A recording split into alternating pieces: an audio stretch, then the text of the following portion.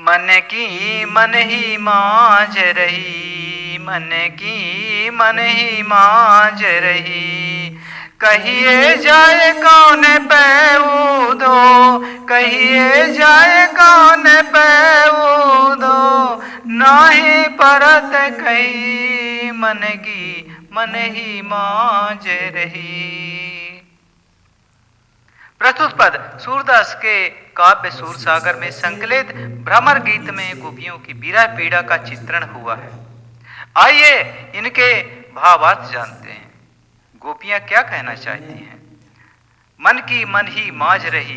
गोपियां अपने प्रेम को श्री कृष्ण के समक्ष प्रकट न करने के कारण दुखी होती हुई कहती हैं, उद्धव हमारी अभिलाषाएं मन के मन में ही दबकर रह गईं। कहिए जाए कौन पै उदो नाही परत कही। अपने मन की व्यथा किससे जाकर कहें और प्रेम पीड़ा को दूसरों के सामने प्रकट भी तो नहीं कर सकती। अवधि अधार आस आवन की तन मन व्यथा सही। अवधि अधार आस आवन की तन मन व्यथा सही। अब इन जोग संदेश ने सुनी सुनी, अब इन जोग संदेश ने सुनी सुनी, बिरहीन बिरह दही मन की मन ही मांझ रही। श्री कृष्ण के लौटने की मन में आशा संजोए हुए उनके आने की अवधि को अपने जीने का आधार बनाकर तन और मन की व्यथा को, दुख को सहन कर रही थीं। किंतु अब तुम्हारे द्वारा योग संदेश सुनकर विरह पीड़ा अचानक बढ़ गई। चाहत हुती गुहार जीते उतते धार बही।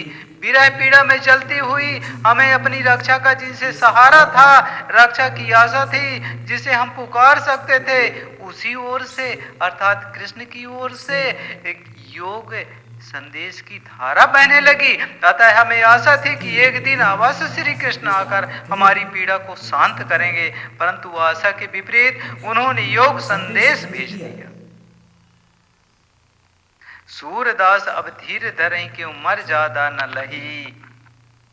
अंत में गोपियां व्यथित मन से उद्धव को उलाहना देती हैं कि जिनके कारण हमने अपनी मर्यादाओं को छोड़ दिया था, उन्होंने अपनी मर्यादा का पालन नहीं किया।